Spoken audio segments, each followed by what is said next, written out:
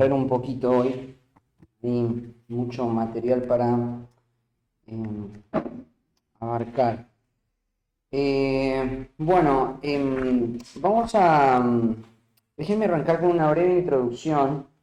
Hoy el mundo dice que el hombre moderno, el hombre de nuestro tiempo, es un hombre distinto al de todas las eras, con nuevas necesidades, con nuevas perspectivas. El hombre moderno tiene construcciones mentales que nunca antes la humanidad vio ni experimentó, y entonces al vivir o al verlo desde ese argumento, desde esa perspectiva, lo que han planteado es que las necesidades del hombre moderno necesitan redefinirse, replantearse, ¿no?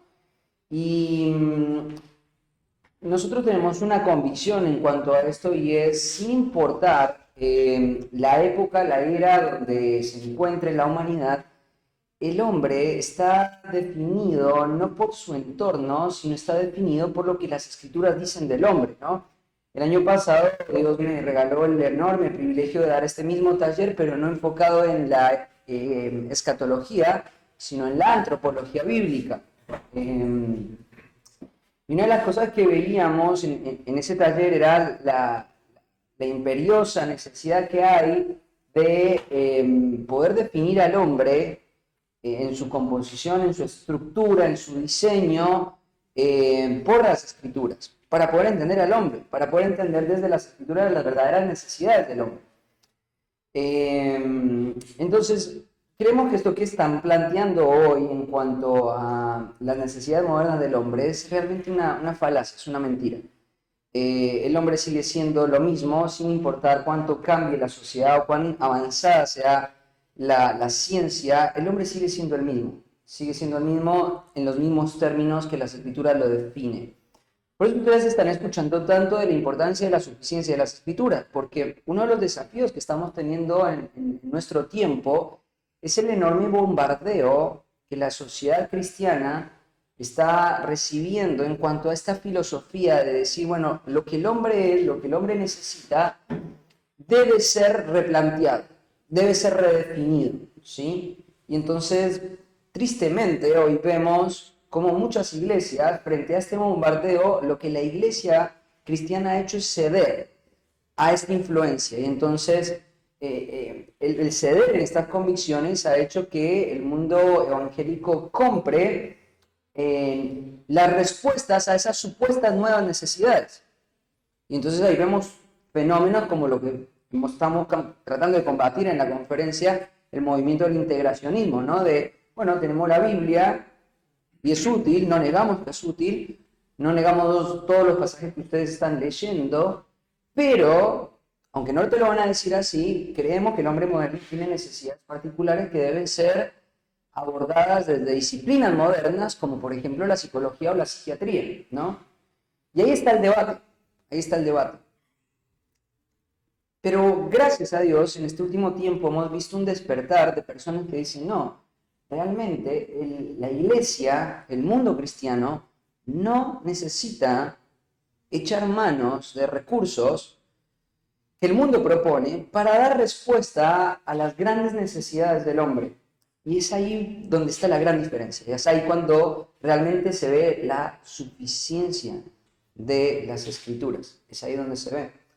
Entonces, damos gracias a Dios por las convicciones de hombres que hoy pueden ver las escrituras con objetividad y pueden ver con sabiduría adquirida por las escrituras, de ver cómo las escrituras realmente sí proveen respuesta incluso a las grandes necesidades del hombre de nuestro tiempo. La palabra sigue siendo efectiva, la palabra sigue redarguyendo, la palabra sigue dejándole ver al hombre quién es, ¿no? Ahora, hay otra cosa que también es importante entender, y es, tristemente, mayormente en Latinoamérica, una de las cosas que ha pasado es que se han creado grandes divisiones que son nocivas e innecesarias. Por ejemplo, una de las divisiones que se hacen mucho y que quizás vos, como yo, lo hemos dicho, es esta división entre la doctrina práctica o entre la práctica de la iglesia y la teología, ¿no? Entonces, pareciera que una persona que es teológica no puede ser práctica. ¿Sí? Esto es una idea que a muchos de nosotros nos ha afectado. A mí me ha afectado por mucho tiempo este entendimiento. Y el Señor me ha permitido a lo largo del tiempo, en mi iglesia principalmente, entender de que no hay ninguna forma en la que un cristiano pueda escapar a la teología. Es más, todo cristiano, sin afirmarlo o sin saberlo, es un teólogo. Hay un libro muy conocido que se llama Cuando pecadores dicen acepto, un libro acerca de la consejería matrimonial, pero ahí el autor, en el primer capítulo, lo que pone por delante es todo asunto de la vida del creyente tiene que ver con teología. Porque, por ejemplo, si vos estás viendo, pensá en la eclesiología, ¿no? Vos decís, bueno, yo voy a la iglesia el domingo, interactúo con cristianos, pero cuando voy a mi trabajo, ya la iglesia ahí no tiene ninguna potestad sobre mis decisiones, mis prácticas, mi ética laboral, mi cumplimiento, mi filosofía de trabajo, no tiene ninguna incidencia ahí. Entonces vos tenés una declaración teológica en cuanto a la eclesiología. La iglesia tiene un límite en mi vida, ¿no? Tenés una doctrina, por ejemplo, una teología acerca de la antropología o acerca de la soteriología. Entonces estás criando a tus hijos y vos estás criando a tus hijos basado en valores que son teológicos. Entonces, por ejemplo, ¿qué es lo que vos deseas en la crianza de tus hijos? Bueno, yo deseo que mis hijos sean felices, ¿no? Y eso es una idea que puede estar ahí en tu mente. Yo quiero hacer todo lo posible para que mis hijos sean felices. Y eso es una declaración teológica, ¿no? Que se apoya en una idea que define cuál es el propósito del hombre. Bueno, el propósito del hombre es ser feliz, ¿no? Entonces no hay forma de que vos puedas escapar a la teología.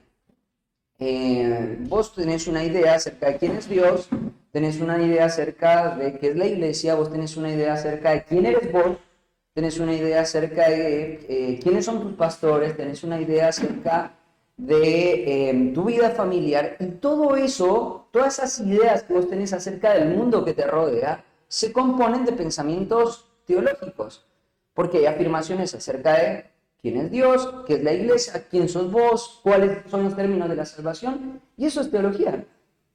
Entonces, partamos este taller hablando iniciemos este taller de este punto de partida.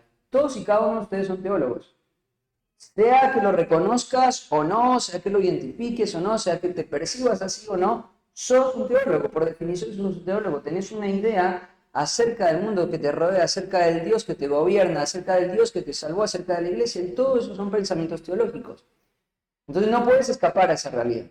Y es más, no solamente es una cuestión cognitiva, no tiene que ver solamente con una cuestión intelectual. Esa teología que vos tenés, esa doctrina que está operando todo el tiempo en tu cabeza, es la que establece el parámetro de tus pensamientos y son ese parámetro de pensamiento lo que condiciona tu accionar.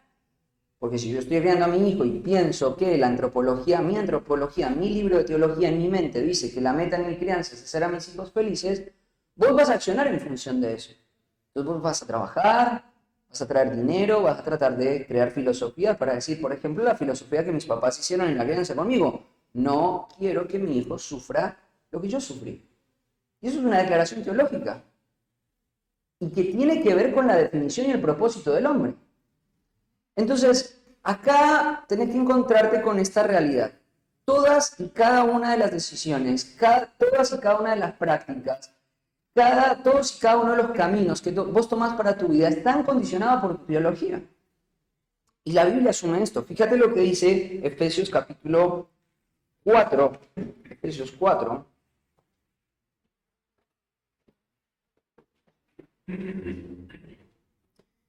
Mira lo que dice ahí, versículo 13, hasta que todos lleguemos a la unidad de la fe y el conocimiento del Hijo de Dios, a un varón perfecto, a la medida de la estatura de la plenidad de Cristo. Y ahí está hablando de vida práctica, ahí está hablando de implicancias prácticas. Versículo 14, para que ya no seamos niños fluctuantes, llevados por doquiera de todo viento de doctrina. Si vos te fijas más adelante, va a hablar de aspectos prácticos en cuanto a este concepto. La ira, el hurto, va a hablar acerca de la mentira, va a hablar acerca de las palabras. Todas estas cosas que una persona puede llegar a experimentar en su vida son el resultado de su teología. Y cuando vos ves, por ejemplo, en el plano del aconsejamiento, estás ahí en el discipulado, en la consejería con una persona y ves inestabilidad en la vida de la persona, ves inestabilidad en su matrimonio, ves inestabilidad en las dinámicas de la crianza de los hijos, ves inestabilidad en su concurrencia a la iglesia, en el involucramiento a la iglesia, ves esa inestabilidad, tienes que ser consciente de esto. Esto es un problema teológico, esto es un problema doctrinal. Porque si esta persona tuviera una doctrina correcta, en términos de Efesios 4, lo que haría sería dejar de ser inestable. Y Pablo acá está diciendo, la inestabilidad doctrinal es lo que produce las deficiencias del comportamiento de los creyentes. Es una cuestión doctrinal.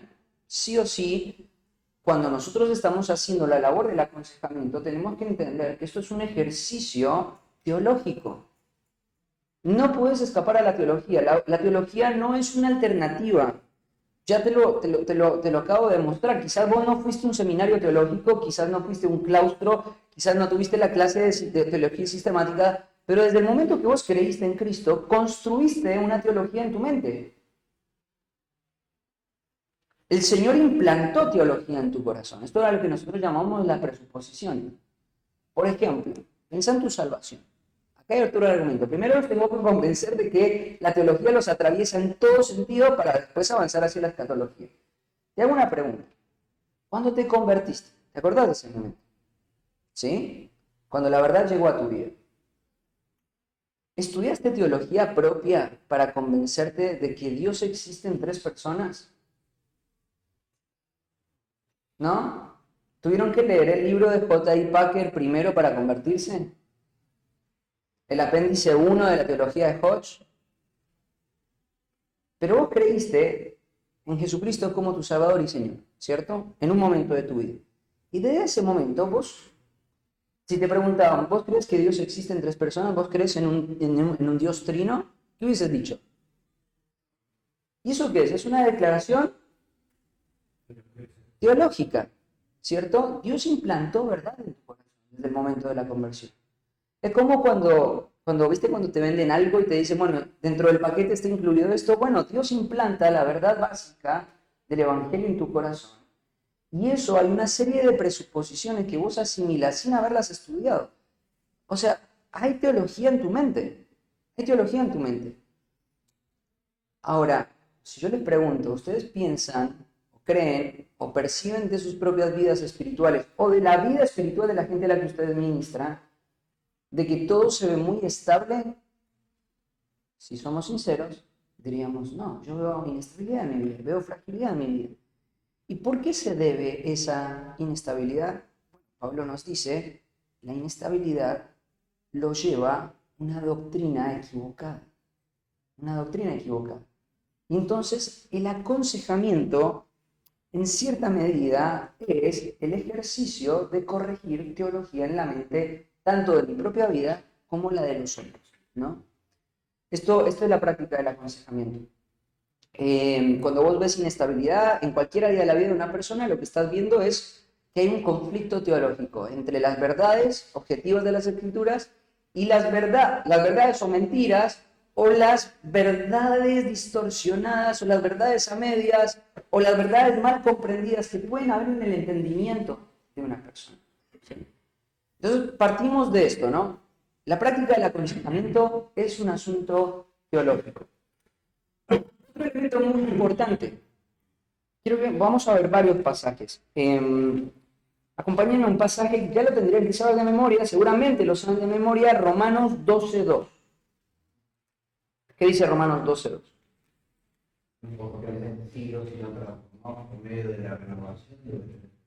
De vuestro entendimiento, ¿cierto? Mirad lo que dice, y transformaos por medio de la renovación del entendimiento. Vamos a ir a otro pasaje, segunda de Corintios, capítulo 4, versículo 3 y 4.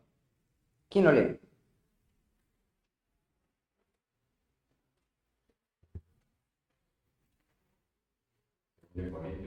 Segunda de Corintios 4, 3 y 4. Pero si nuestro evangelio estamos encubiertos entre los que se pierden y están cubiertos, los cuales el Dios de este siglo cegó el entendimiento de los incrédulos para que no les resplandezca el evangelio de la gloria de Cristo, el cual es imagen de Dios. Perfecto. ¿Qué es lo que está cegando el entendimiento? ¿Qué es lo que está cegando el enemigo? Ya lo respondí. Entendimiento de las personas, ¿no? Romanos nos dice de la transformación viene por la renovación del entendimiento. Cuando hablamos de la falta de discernimiento espiritual o de la no conversión de las personas, vemos que el enemigo lo que está haciendo es afectar ¿qué? El entendimiento. Un pasaje más. Hay muchos pasajes, pero un pasaje más. Efesios 4, 22. ¿Quién lo lee? Efesios 4, 22. 22 y 23. En cuanto a la pasada manera de vivir, despojados del viejo hombre, que está vestido conforme a los deseos engañosos, y renovados en el espíritu de vuestra mente. Renovados en el espíritu de vuestra mente. Podríamos hablar del gran compendio de palabras, de textos, de argumentos bíblicos que hablan de cómo el entendimiento es lo que debe ser afectado en primer plano a la hora de hablar de transformación. Cuando vos vas a 2 Corintios capítulo 4 y seguís en el argumento de Pablo, te das cuenta de que el Dios que hizo resplandecer es el que hizo iluminar el entendimiento para la iluminación de la persona de Dios en la faz de Jesucristo. El entendimiento. Ese es el campo donde nosotros estamos trabajando en la conversión y en el aconsejamiento para santificación, para transformación. Por eso Pablo es que dice que la transformación viene como el efecto del recalibrar el entendimiento. Pareciera que estoy hablando más de antropología que de escatología, pero esto es necesario también. Tenemos que entender una cosa, que esto fue una de las consignas que vimos en Iglesia el año pasado. Siento lo que siento porque, hago lo que hago porque estoy condicionado por lo que siento y por lo que entiendo. Y siento lo que siento por lo que entiendo. Entonces, acá hay un principio muy importante también. Número 1, somos teólogos, tanto yo como mi aconsejado. Número 2, el plano de la batalla ocurre en el entendimiento. Desde la conversión y la santificación, es el entendimiento lo que tiene que ser afectado por las Escrituras. Es ahí donde yo estoy apelando, donde el entendimiento, si es afectado por la verdad, después va a derivar en ¿qué? En afectos nuevos, en emociones nuevas y en una voluntad condicionada por el entendimiento y por una nueva emotividad. Es el entendimiento. Entonces, claramente, nosotros nos vamos a dar cuenta a medida que van avanzando las clases de que todo lo que nosotros hacemos en el campo de la consejería tiene que ver mucho en el plano del intelecto, el entendimiento, lo que una persona piensa, ¿cierto? Y eso va a derivar en otros aspectos del ser humano, va a involucrar todo el ser. Entonces, todos los problemas que nosotros vayamos enfrentando en la consejería bíblica tienen que ver en el plano del entendimiento afectado por una forma de doctrina, ¿sí? Entonces, este es nuestro punto de partida. Y es de ahí que es tan importante que si el Señor está trayendo convicción a tu corazón en cuanto a la suficiencia de las Escrituras, el próximo paso sea ejercitarte en un entendimiento más profundo de las Escrituras. Bueno, yo diría, más que profundo, diría preciso. Porque las Escrituras se muestran a sí mismas. A veces yo quiero corregir mi terminología. A veces hablamos de una predicación, es decir, fue muy profunda. Y en realidad eso lo que a mí a veces me recuerda era este problema gnóstico que había en el primer siglo, que daría la idea de que la verdad es solamente accesible para aquellas personas que tienen la capacidad de profundizar más, ¿no? Y la Biblia se muestra a sí mismo como en términos de revelación, de querer dar a conocer, ¿no? Entonces no es una cuestión de profundidad, sino es más bien una cuestión de precisar la verdad. Necesitamos precisar la verdad. A mí me encanta, estamos estudiando el libro de los Hechos en la iglesia, ahí en Villa María, y me encanta porque cada vez que arranco una predicación del libro de los Hechos, me encanta la consigna de Lucas. Si vos lees el propósito, o definís el propósito para poder entender todo el libro de los Hechos, te vas a dar cuenta que el libro de los Hechos tiene como propósito conocer la verdad precisa. Lee la versión de las Américas porque creo que es la mejor traducción que hay en cuanto a Lucas 1:4. Para que sepas la verdad precisa. No es una cuestión de profundidad, sino es una cuestión de precisión. Y en la medida que yo voy precisando mi entendimiento bíblico, ¿sabes qué va a ocurrir? En mi propia experiencia va a ser la estabilidad espiritual, la madurez espiritual. En la medida que una persona se entrega a la precisión escritural, el resultado va a ser que ese conocimiento verdadero de las escrituras va a producir una mayor estabilidad espiritual. Entonces, no es una cuestión de profundidad, no es que hay un grupo de iluminados que tienen un acceso a la verdad, sino tiene que ver con disciplinas de precisión, ¿sí? Y eso es lo que tiene que generar tu corazón en esta conferencia. Suficiencia de las escrituras, precisión escritural. Suficiencia de las escrituras, precisión escritural. Ahí está el todo para responder los grandes problemas del hombre del día de hoy, ¿no? Otro elemento también muy importante y es en Gálatas, capítulo 6, versículo 1, en Gálatas 6:1, vemos un principio muy importante para el condicionamiento del aconsejamiento. Porque la precisión escritural no es solamente el elemento que te va a hacer efectivo para tu propia santificación y para el acompañamiento de otras personas. Fíjate que Gálatas 6 dice, hermanos, si alguno fuere sorprendido en alguna falta, vosotros que sois espirituales, restauradle con espíritu de mansedumbre, considerándote a ti mismo, no sea que tú también seas tentado. Acá hay un principio muy interesante que Pablo nos está diciendo, porque Pablo está diciendo lo que valida o lo que equipa o lo que define a un buen consejero es una persona que número uno es espiritual. En el contexto, una persona espiritual es, justo en el capítulo 5, Pablo ha hablado de los frutos del Espíritu Santo, gozo, paz, paciencia, bondad, ya lo conocemos. Entonces, tenés que entender ese espiritual en términos de esas marcas, ¿no? Cuando una persona tiene esas marcas, es un consejero por excelencia. Pero además de eso, lo que hace un consejero bíblico efectivo es que esa persona tenga una idea correcta acerca de sí mismo. Te estoy hablando de ser un teólogo, te estoy hablando de precisión escritural, te estoy hablando de una comprensión adecuada del hombre, pero todos esos elementos podrían ser insuficientes si esos elementos te están convirtiendo en una persona que construye una idea distorsionada acerca de sí mismo. Esto es muy importante. A la hora de la consejería, por más de que yo tenga una teología correcta, tengo que entender que lo que va a hacer que mi teología sea beneficiosa para otras personas es una conciencia y es un entendimiento apropiado de mi propia fragilidad. Eso es lo que está diciendo Pablo acá. Yo tengo que ver que esta misma verdad que yo le voy a enseñar a mi aconsejado en el aconsejamiento tiene que ser una verdad que está afectando mi propia santificación. Por eso nosotros acá en el CCP, creo que ustedes que son alumnos me han escuchado muchas veces decir, y creo que lo hemos dicho mucho en este ámbito, no hay mejor consejero que aquel que está comprometido con su propia santificación. Aquella persona que está indagando, cavando, entendiéndose cada vez mejor a la luz de las Escrituras, definiendo cada vez mejor las dinámicas del corazón. Te digo, uno de los hombres más efectivos que he conocido en el aconsejamiento es uno de mis consejeros, es un amigo. Es raro porque en realidad él ha sido un hombre que ha estado bajo mi liderazgo cuando fui anciano acá, pero yo lo consideraba él mi consejero.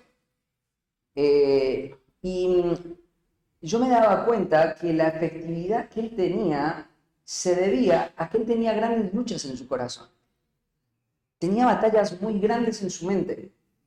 Tenía un trasfondo que había afectado mucho su vida y yo veía cómo el compromiso de mortificar esos pecados grandes que atormentaban su vida, a medida que él sufría, a medida que él se comprometía, a la medida que él batallaba contra todo eso, su apetito era la santidad de Dios, su apetito era la santificación, pero en el entretanto Dios lo estaba convirtiendo en un consejero muy efectivo. ¿Por qué? Por este principio de Gálatas 6, se considera a sí mismo. Los mejores consejeros no son los que se logran con una acreditación. Los mejores consejeros no son los que están en un centro de capacitación pastoral. Los mejores consejeros no son los que sacan una maestría en consejería, ni mucho menos los que están en una claustro universitario estudiando psicología. Esos no son los mejores consejeros. Los mejores consejeros son aquellos que entienden las dinámicas de su propio corazón. Y te digo, a mí me ha pasado con este amigo y con muchos otros amigos que son muy buenos consejeros, que a veces me da la percepción de que ellos me entienden mejor a mí de lo que me entiendo yo a mí mismo. Y lo único que les ha dado esa sabiduría, ¿sabes qué es? Es entender la naturaleza del pecado afectando sus vidas, la antropología bíblica definiendo su ser, las escrituras trayendo verdad y siendo efectivas para limpiar el entendimiento, transformar el entendimiento. Entonces esto es muy importante porque si vos estás viendo el aconsejamiento como un medio para tu propia exaltación, para lograr la admiración de otras personas, entonces nunca vas a ser un buen consejero. Por más de que vayas a Princeton, no sé, a Oxford a estudiar teología, por más de que vayas a esos lugares de alta erudición, si vos no tenés un compromiso con tu propia santificación, nunca vas a ser un buen consejero. Nunca. Porque acá, las personas capacitadas para restaurar la vida de otros son personas que se consideran a sí mismas. Entonces, esto es muy importante. No quiero que tengas una idea distorsionada o una idea profesional del aconsejamiento bíblico. Porque si esa es la idea que te estás construyendo en esta conferencia, es una idea errada. Un consejero es un hombre sensible a sus propias caídas, es un hombre frágil y es un hombre que entiende sus propias debilidades, ¿no? Entonces, todo esto para hablar de la importancia de la teología. Otra de las cosas importantes es el primer punto. Segundo punto es identifica la cosmovisión de tu aconsejado. Bueno, primero, entiende la importancia de la teología. Segundo, identifica la cosmovisión de tu aconsejado. Quiero decirte una cosa. La consejería, entendiendo este tema de la teología, entra en juego otro concepto que es muy importante. Acá hay algunos que somos chicatos de ojos, ¿no? Y cuando yo me saco los lentes, yo tengo un problema muy grande de visión, ¿eh? Mira, yo por ejemplo a Sebastián no lo puedo delinear a esta distancia, porque tengo una imagen muy distorsionada. Mucho más Andrés, que está allá en la esquina. Si trato de verlo a Andrés, lo único que puedo percibir es el color medio rosáceo de tu camisa, los colores grises, pero mis ojos están tan dañados, tan deteriorados, que lo que veo es casi una mancha, ¿viste? Allá al fondo, no puedo verlo. Y si trato de ver más allá, todavía es mucho más difícil verlo, ¿no? Ahora, cuando nosotros usamos lentes, todas esas deficiencias se empiezan a ver con mayor claridad. Entonces ahora puedo percibir el mundo a través de los lentes, ¿no? Quiero decirte una cosa, todos los que estamos acá tenemos algo que se llama cosmovisión. Y la cosmovisión son los lentes a través de los cuales vos ves el mundo, ¿sí? Vos estás viendo el mundo a través de un conjunto de valores, de creencias, de elementos éticos.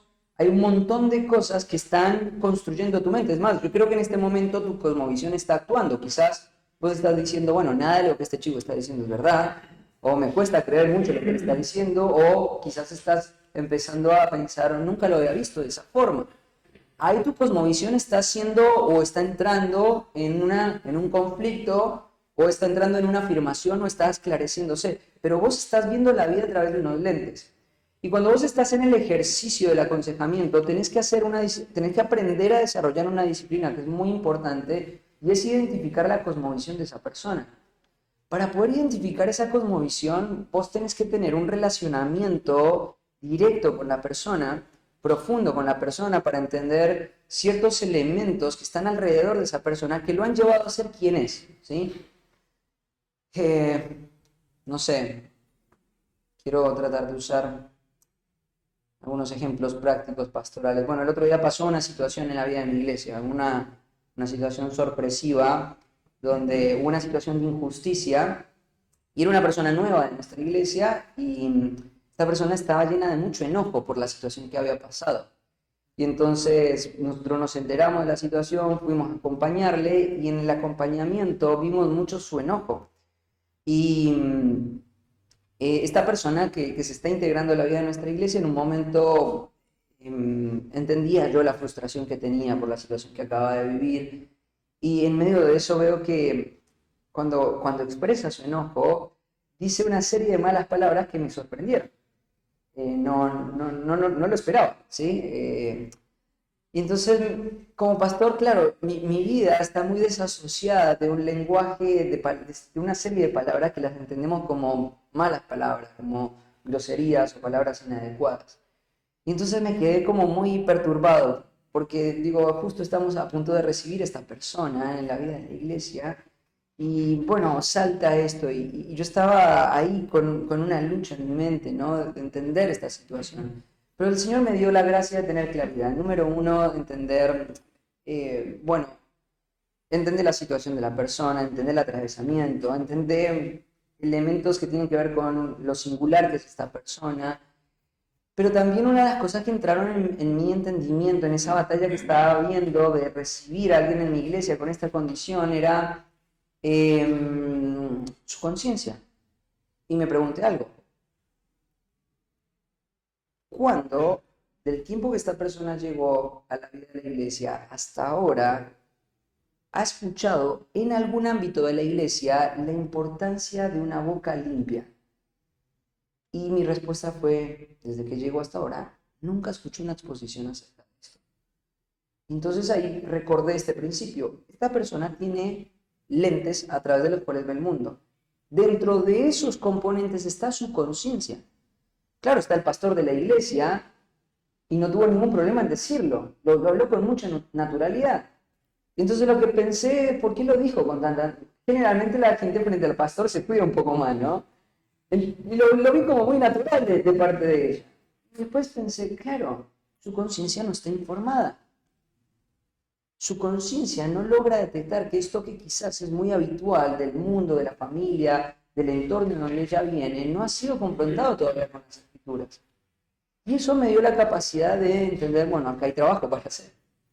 No hay una razón para descartar, sino hay una razón para trabajar.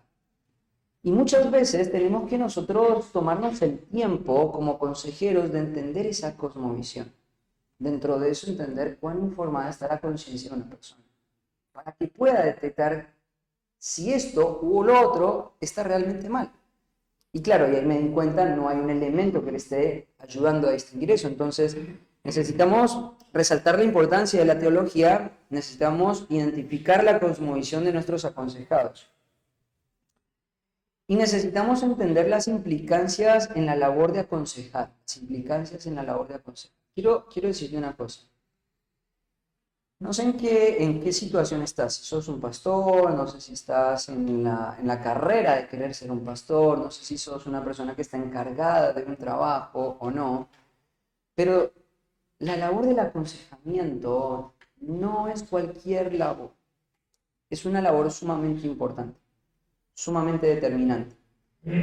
Charles Spurgeon, en su libro El discurso de a sus estudiantes, él utiliza una frase célebre, y esto, si hay pastores acá, me gustaría recordarles esa frase célebre, que dice: si el Señor te ha llamado a ser pastor de una iglesia, no te rebajes a ser el rey de una nación. Y creo que Spurgeon dijo esa frase porque él tenía una eclesiología muy firme. No hay esperanza para el mundo fuera de la iglesia. Y la iglesia, que es la institución más importante del mundo, es llevada adelante por hombres que Dios los ha designado como ancianos y pastores. Cuando nosotros entendemos la importancia de la iglesia y haces esas definiciones de la iglesia, como por ejemplo la embajada de Dios en el mundo, el elemento que Dios va a usar para corroborar quiénes son participantes del reino y quiénes no, entonces te das cuenta de que la iglesia tiene una trascendencia muy grande. No quiero hablar de eclesiología porque es escatología, pero es importante entender estas verdades. La iglesia es la herramienta de Dios en el mundo para corroborar quiénes son verdaderamente parte del reino de Dios y quiénes no. Y la labor pastoral es sumamente importante. En el libro de Mateo hay una escena sumamente trágica, que es una escena en la eternidad. Cristo está hablando de una escena en la eternidad donde las personas que mueren van al juicio y estas personas empiezan a argumentar las razones de por qué deberían ser participantes del reino eterno de Dios. Y ellos dicen, en tu nombre hicimos milagros, en tu nombre echamos demonios. Y el Señor les va a decir, apartados de mí, hacedores de maldad. Dios no ha diseñado la vida espiritual como un gran enigma. Dios ha dado mucha claridad para que una persona sepa si está en la fe o no. El tema es la falta de precisión escritural. Cuando un pastor no es preciso con las escrituras, tiene que entender esto. Tiene que entender que es tan delicado como, imagínate que en tu iglesia hayan creyentes falsos y que por la falta de precisión escritural vos le comuniques a ellos o los trates a ellos como parte del reino de Dios. Si te contara mi testimonio, te podría decir que yo estuve casi 19 años engañado pensando que era cristiano. Gracias a Dios hubo un hombre que vino, me predicó la verdad precisa y pude entender que yo no era cristiano. Hablaba como cristiano, iba a la iglesia como un cristiano. ¿Te imaginas si yo me hubiese muerto a los 18 años? La tragedia que habla Mateo hubiese sido mi realidad. Cuando somos pastores, tenemos que entender que no estamos tratando con cualquier elemento. Tu labor es mucho más importante que la de un doctor. Porque un doctor puede fallar en el bisturí, en el quirófano, y una persona se puede morir. Pero si un pastor falla en su praxis ministerial, personas pueden pasar toda la eternidad, toda su alma, su cuerpo, en el infierno. Esto es una labor muy importante y es por eso que Spurgeon dijo que no hay ninguna función en la sociedad más alta que la de ser un pastor. Por eso es la importancia de la precisión escritural. Usted tiene que entender las implicancias de esto.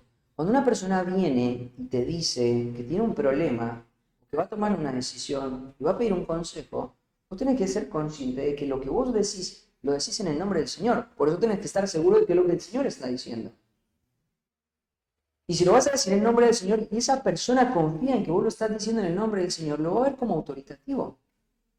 Y va a tomar decisiones sumamente prácticas y determinantes en su vida. Por ejemplo, decisiones como con quién se va a casar. Si vos no tenés elementos precisos para acompañar a un joven en una etapa y en una decisión tan importante como esa, quizás este joven tome una decisión equivocada que lo acompañe el resto de su vida. Tenemos que ser conscientes de que la labor del aconsejamiento no es cualquier labor. Tendría que hacernos temblar los pies, porque tienen implicaciones sumamente serias. Entendiendo todo esto, nos adentramos en la escatología. La escatología.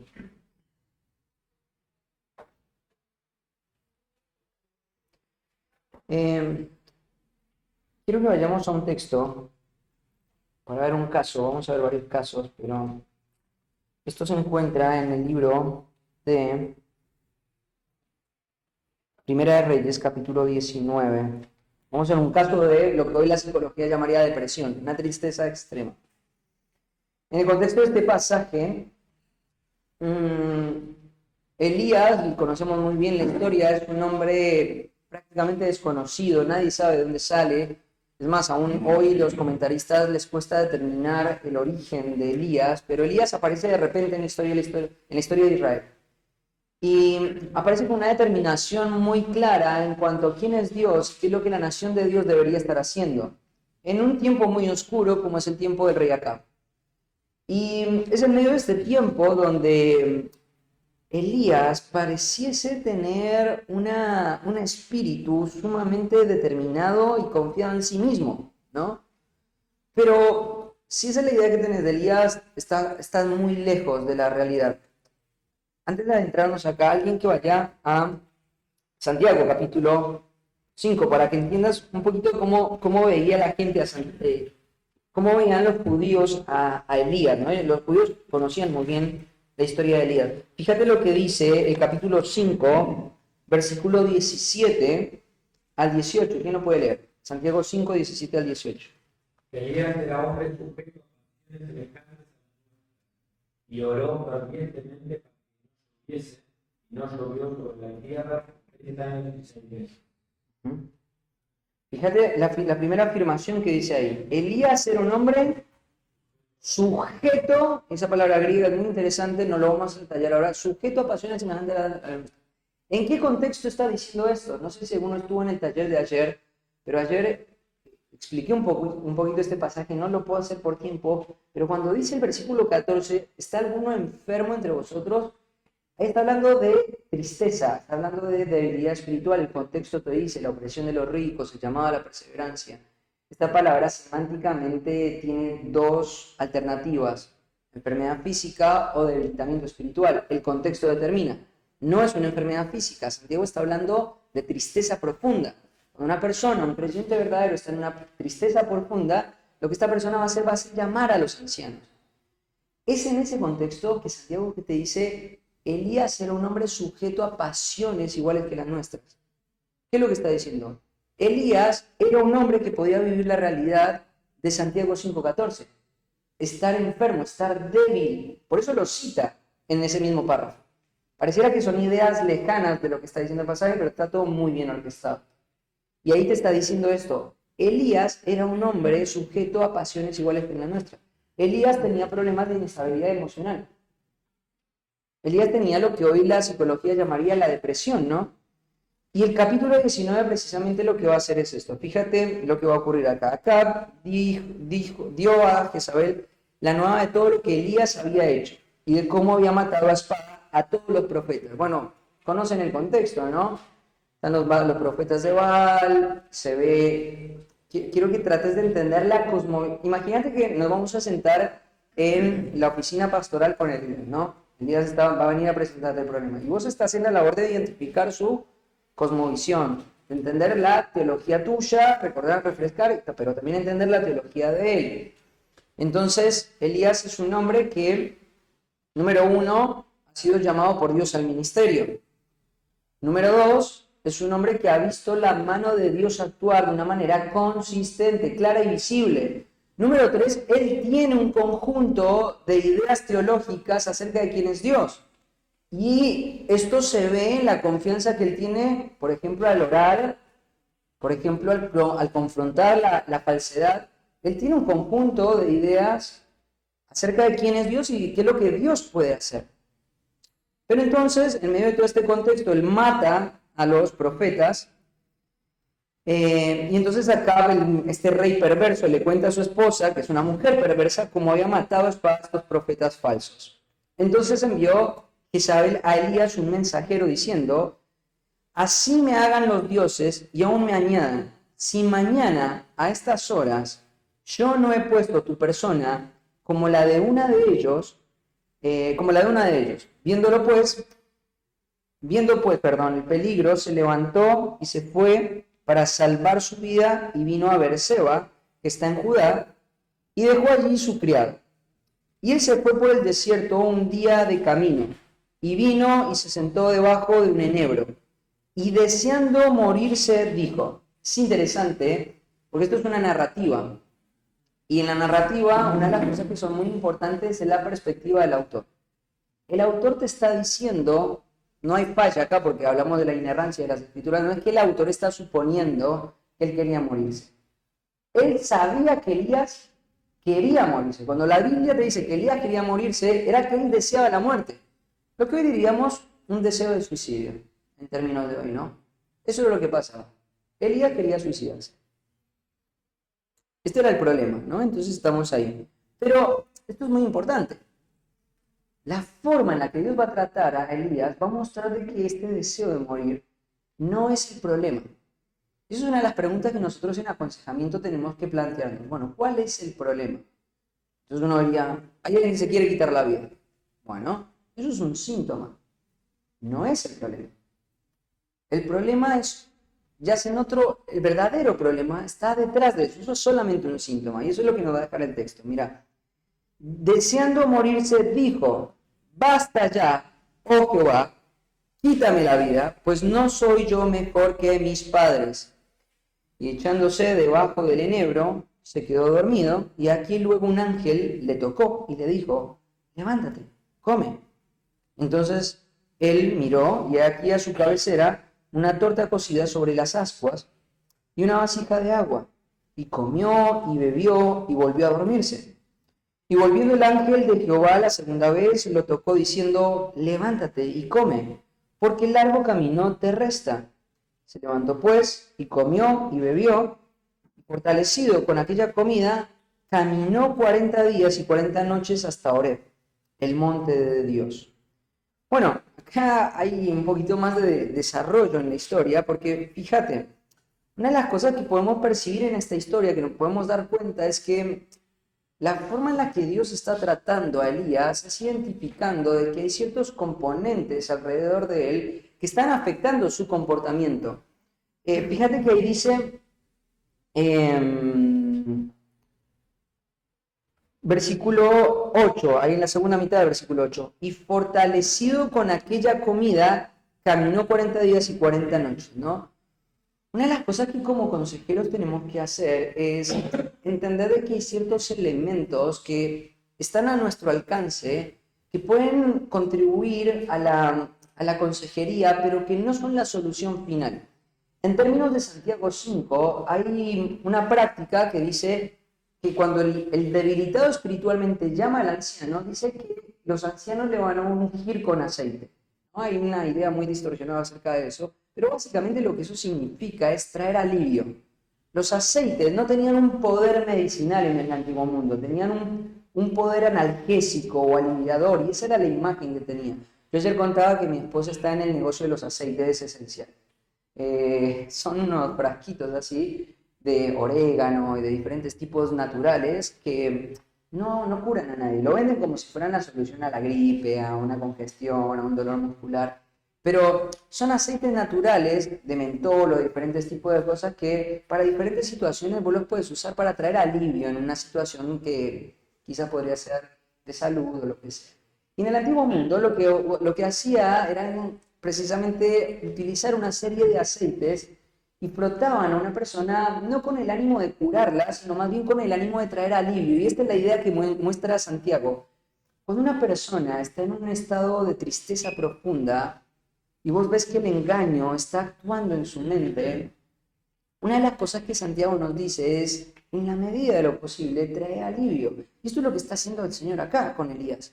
Él está entregado a una serie de mentiras en su mente, pero el Señor es un consejero por excelencia. Y entonces lo que Él va a hacer es proveer ciertos elementos para tratar de asegurarse que una vez que la confrontación con la mentira venga, hayan ciertos elementos que hagan más propicio la adopción de esa verdad.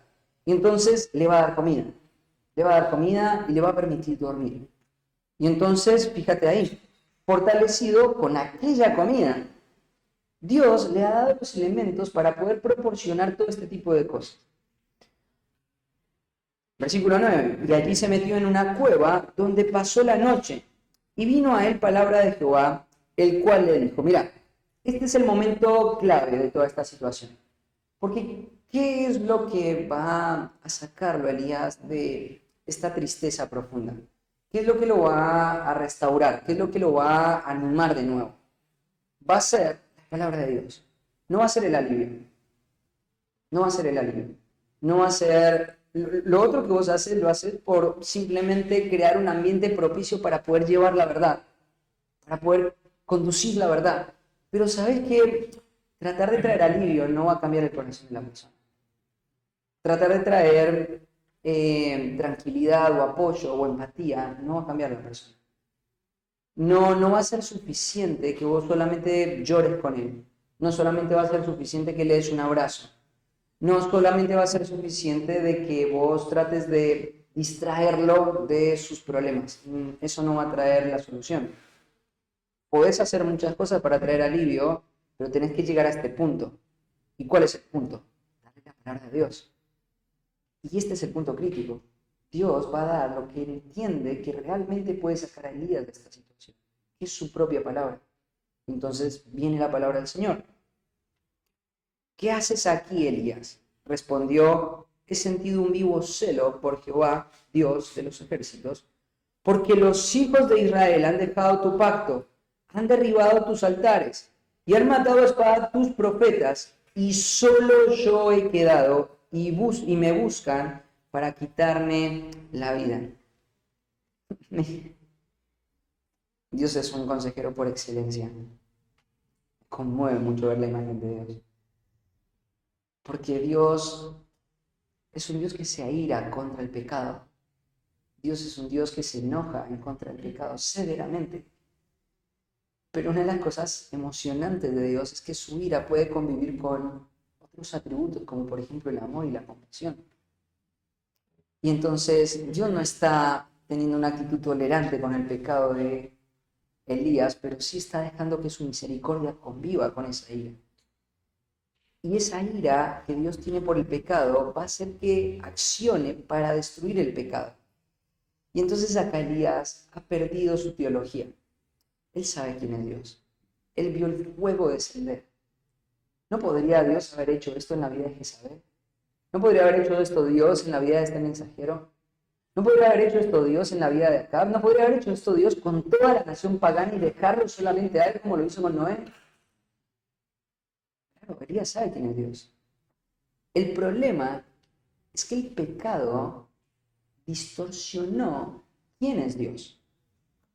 El pecado no es que Dios cambió, porque Dios sigue siendo el mismo. El problema es que Elías es un hombre semejante a pasiones nuestras. Y entonces hay una distorsión de la persona de Dios. Y entonces Elías no puede reconocer el poder de Dios. La tristeza ha hecho de que quien realmente es Dios no pueda ser visto por su alma.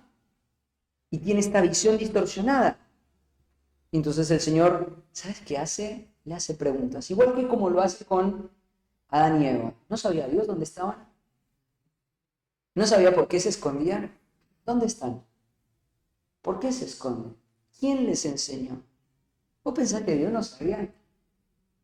Ahora, esto confronta mucho nuestra práctica del aconsejamiento, ¿no? Porque a veces pensamos que el aconsejamiento, y hablamos del don de exhortación, un concepto que anda dando vueltas por ahí, y no sé de dónde sacamos que el don de exhortación es la capacidad de ver el error de mi hermano y achurar su alma con las escrituras. Perdón la palabra criolla, ¿no? Pero muchos tienen ese concepto en la mente. Ahora, si nosotros fuésemos sensibles a ver a Cristo o a Dios mismo como un consejero, me encanta cómo Dios trata el pecado. Que Él primero te lleva por un camino reflexivo, siempre. Siempre. ¿Qué haces acá? ¿No sabe Dios qué estaba haciendo? Entonces ahí empieza a develar su teología, ¿no? Y ahí empieza la autocompasión. Solo yo he quedado, ¿no? Si alguna vez luchaste con la autocompasión, lee el Salmo 73, lo vamos a estudiar el domingo en la iglesia. Autocompasión, solamente yo he quedado, ¿no? Solamente yo tengo este celo vivo por Jehová. Porque los hijos de Israel han dejado tu pacto. Bueno, esto es verdad, esto es una realidad. Pero, ¿sabes una cosa? Acá hay otras cosas en juego. No solamente Elías ha perdido de vista el poder de Dios, sino que también ha perdido de vista la soberanía de Dios. Vos, cuando decimos que, vieron el carácter del verdadero arrepentimiento, se duele por la persona de Dios, ¿no? Sin dolor hacia Dios, si lo que te duele en el pecado son solo las consecuencias de este mundo, dice que eso te va a llevar a la muerte. Lo que lleva a una persona al cambio es darse cuenta de que su pecado es en contra de Dios, y esto es lo que le estaba pasando a Elías. Elías tenía una distorsión del poder de Dios, Elías tenía una distorsión de la soberanía de Dios, Elías tenía una distorsión acerca de la sabiduría de Dios. Porque si Dios es soberano, el hecho de que Jezabel haya mandado un mensajero y lo haya amenazado, forma parte del plan de Dios. Y si forma parte del plan de Dios, quiere decir que era lo mejor para Elías. Que Dios iba a glorificar en medio de este siglo. Entonces hay mucha distorsión acerca de quién es Dios. Y esto es un principio interesante. Todos y cada uno de los pecados que nosotros practicamos son el resultado primero de una distorsión de la persona de Dios. Y esto es lo que le está pasando, ¿no? Y solo yo he quedado y me buscan para quitarme la vida. Otra de las distorsiones que está ocurriendo en la vida de Elías acá es, pareciera que Dios no está al tanto de las situaciones. Como que Elías le está hablando en función de poner al tanto a Dios. No, Dios lo sabe todo, Él es omnisciente. Entonces hay muchas distorsiones. Y entonces Dios va a responder.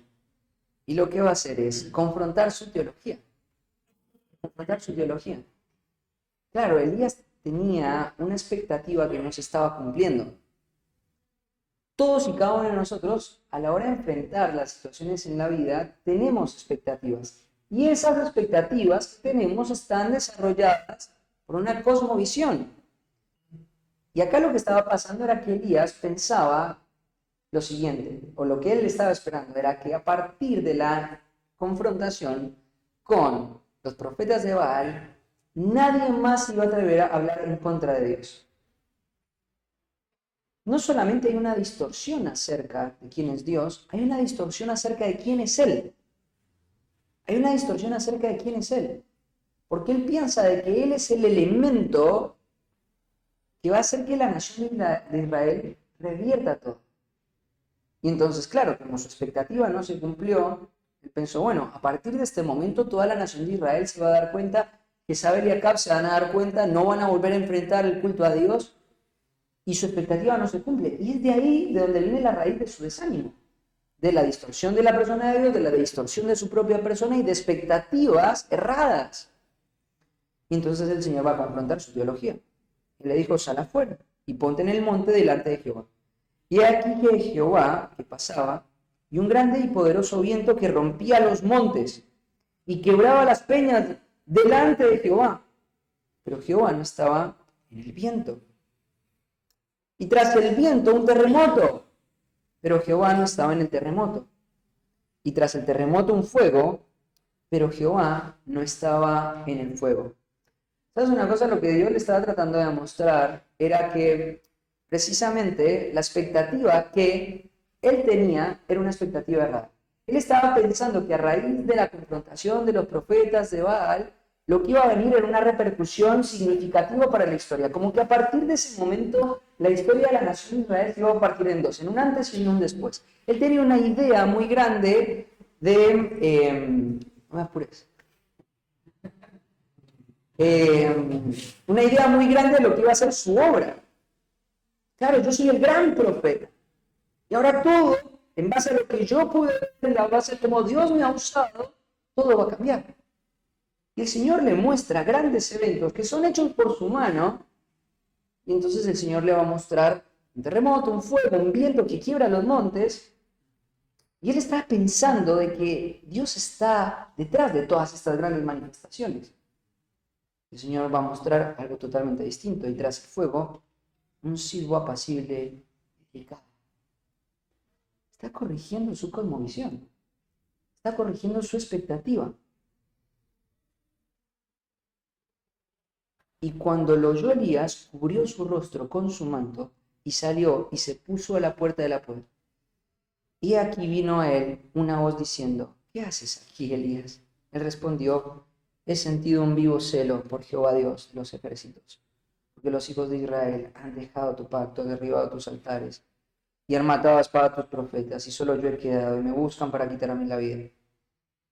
Y le dijo, ve, vuélvete por tu camino, por el desierto de Damasco, y llegarás y ungirás a Hazael por rey de Siria, y a Jehú, hijo de Nimsi, ungirás por rey sobre Israel, y a Eliseo, hijo de Safat, y a Abel Meolá, ungirás para que sea profeta en tu lugar. Y el que escapare de la espada de Hazael, Jehú lo matará, y el que escapare de la espada de Jehú, Eliseo lo matará. Y acá entra en juego la escatología. No puedo tomar muchos detalles porque claramente está corrigiendo. Pero este es el punto determinante. El Señor le va a hablar de un evento futuro, algo que no ocurrió, algo que no ha pasado, algo que Dios va a garantizar que ocurra. Mira lo que dice el versículo 18, ahí está. Y yo haré que queden en Israel 7,000 cuyas rodillas no se doblaron ante Baal y cuyas bocas no le besaron. ¿Te das cuenta? Desde la perspectiva de Elías, esto es una promesa escatológica. Dios va a usar la escatología como un mecanismo para corregir el entendimiento de Elías y sacarlo finalmente de la depresión. Y lo que va a pasar es que en el versículo 9, partiendo de allí, halló Eliseo, hijo de Safat. ¿Sabes qué pasó? Lo restituyó Elías.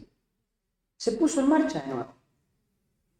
Dios le dio una promesa, un evento futuro que él no había visto, que se apoyaba en los dichos de Dios, y eso fue lo suficiente como para corregir el entendimiento, recobrar el ánimo y seguir adelante en el ministerio que Dios le había llamado a hacer. Voy a decir, bueno, Felipe, pensé que me ibas a hablar de los eventos futuros, de la escatología milenial, de los dos pactos, de las dos eras, Bueno, ahora te voy a hablar de eso, ahora te quiero hablar de eso. Quiero decirte una cosa. Cuando yo estaba haciendo este taller, me acuerdo que una de las premisas que había puesto ahí es una premisa de J.I. Packer. Él, en uno de sus libros dice que este es un patrón, sin importar cuál es tu perspectiva escatológica. Dios ha elegido un pueblo por gracia, lo ha salvado por medio de la fe y lo ha sostenido por medio de promesas.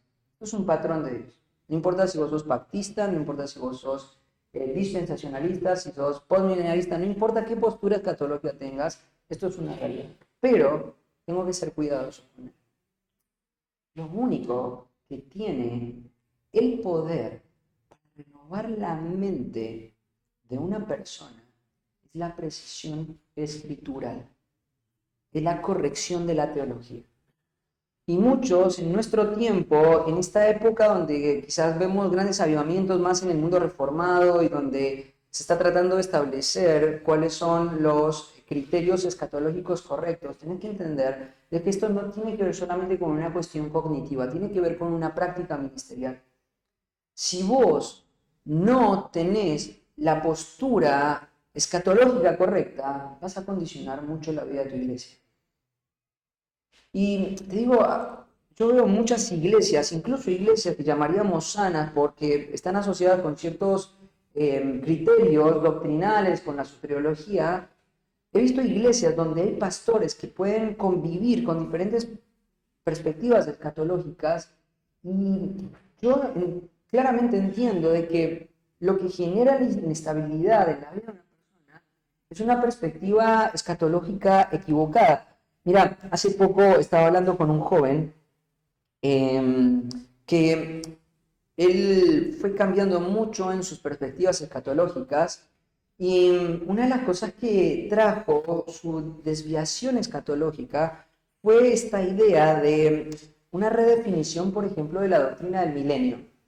Entonces, hay una postura que se llama el postmilenialismo que enseña de que el milenio es la era actual de la iglesia y que ese reino consumado del milenio se va a ver cuando la sociedad vaya hacia una cristianización total del mundo. Y hay muchos círculos evangélicos que creen esto, ¿no? No voy a entrar en debate, pero mira lo que hace este tipo de cosas. Hemos visto muchas iglesias que se han entregado al evangelio social por abrazar estas perspectivas escatológicas. Entonces vos decís, bueno, ¿cómo puede ser que esta iglesia o estos pastores que escribían libros tan buenos, hoy, por ejemplo, los ves asociados con movimientos sociales como, no sé si han escuchado este movimiento en Estados Unidos, Black Lives Matter, ¿sí? ¿Lo han escuchado? Y vos ves pastores que por mucho tiempo defendieron principios como el de la predicación expositiva, asociándose con agrupaciones sociales que están teñidas de gran pecado. Y vos decís, ¿qué pasó acá? Bueno, una desviación que lo que les hizo pensar que la identidad de la iglesia está asociada con esta perspectiva escatológica. Y entonces ahora ellos piensan que el reino de Dios o la consumación del reino de Dios pues, está ligada al hecho de que la iglesia se integre a todos los círculos de la sociedad, la política, los movimientos sociales. Y vemos pastores que están yendo hacia un evangelio social. Y esto es una de las grandes amenazas. Claro, hoy nosotros hablamos del evangelio de la prosperidad con mucha determinación, pero hay movimientos que se están dando con mucha sutileza que hoy están negociando principios cristianos sumamente valiosos y elementales del evangelio, círculos fundamentalistas que están abandonando esto. Y entonces tengo un amigo que ha cambiado sus perspectivas y él hoy ha cambiado mucho su mentalidad en cuanto a su identidad como creyente. Y entonces él ha entendido esto y lo que ha hecho ha sido buscar un desarrollo profesional que no está mal, creo que es bueno, creo que es necesario que en la iglesia hayan profesionales, pero un desarrollo profesional que está abocado a un impacto social. Ahora, cuando nosotros vamos al libro de los Hechos, nos damos cuenta que el impacto social que la iglesia fue llamada a hacer fue por medio de la disciplina y el cuidado de la santidad en la iglesia. Entonces, la imprecisión escritural va a tener una implicancia en el comportamiento de las personas. Y acá hay algunas cosas que son para mí fundamentales. Número uno, tienes que desarrollar la teología correcta en el clima o en el ámbito íntimo de tu iglesia. Las organizaciones paraeclesiásticas son una bendición, los seminarios pueden ser muy nutritivos, pero no pueden reemplazar el lugar que la iglesia tiene en la formación de tu teología. Nunca. Por una cuestión de diseño. Efesios 4 nos enseña que Dios, Cristo, en realidad, ha descendido a las partes más profundas y como una muestra de su victoria le ha dado despojos. Y esos despojos es la constitución de maestros en la iglesia para perfeccionar a los santos para la obra del ministerio. Tu teología tiene que estar formada en el ámbito íntimo de la iglesia por una cuestión de diseño de Dios. No puedes reformular el diseño. Si vos tenés una perspectiva teológica en la vida de una persona, en tu propia vida, tienes que someterla a prueba en el calor de tu iglesia. Puede ser que la perspectiva que tu iglesia tenga no sea lo suficientemente clara o quizás no sea lo suficientemente precisa, pero se tiene que forjar ahí, se tiene que exponer ahí, se tiene que moldear ahí, tiene que desafiar a los integrantes de tu iglesia a abordar este tema, no solamente por una cuestión de definición intelectual, una cuestión de práctica ministerial. Fíjate que acá en el caso yo tengo un montón de material para dar, no tengo mucho más tiempo, tengo varios casos, pero tenemos un caso de un pastor que está luchando, bueno, hoy el Señor le ha dado la gracia para triunfar, está luchando grandemente con el suicidio. Y lo que le ha sostenido y ha traído un efecto transformador en su mente, en gran parte, ha sido la aplicación de conceptos escatológicos. Tribunal, una perspectiva correcta de qué es lo que va a pasar del otro lado de la vida. No puedes ser impreciso con esto, porque lo único que hace que no seamos llevados por todo viento de doctrina es que la unidad de la fe verdadera. Entonces, tenemos que entender el lugar que esto tiene. La escatología no tiene un lugar secundario o alternativo en la práctica del aconsejamiento. Tiene un lugar neurálgico en el aconsejamiento bíblico. Y el caso de Elías es un ejemplo práctico de cómo una perspectiva clara de un evento futuro, real, consistente y preciso, hizo que Elías pudiera salir de este deseo de querer morirse. Él quería quitarse la vida. Fue la escatología lo que lo sacó de ahí. Ese poder no lo tiene una postura teológica incorrecta. No lo tiene. Entonces es muy importante tener una escatología precisa. Bueno, tenía mucho más para dar, pero vamos a terminar acá. Vamos a dar 14 minutos de preguntas. Solamente una aclaración. Repito, recordar nuevamente, es un tiempo para preguntas y respuestas. No es un tiempo que se abre un debate. El propósito es aclarar dudas o cosas que no pueda tener. Nada más que eso. Miserable, ¿quién me va a poder librar de este cuerpo de muerte? Más gracias dadas a Cristo, no es Cristo en mí, gracias. Pero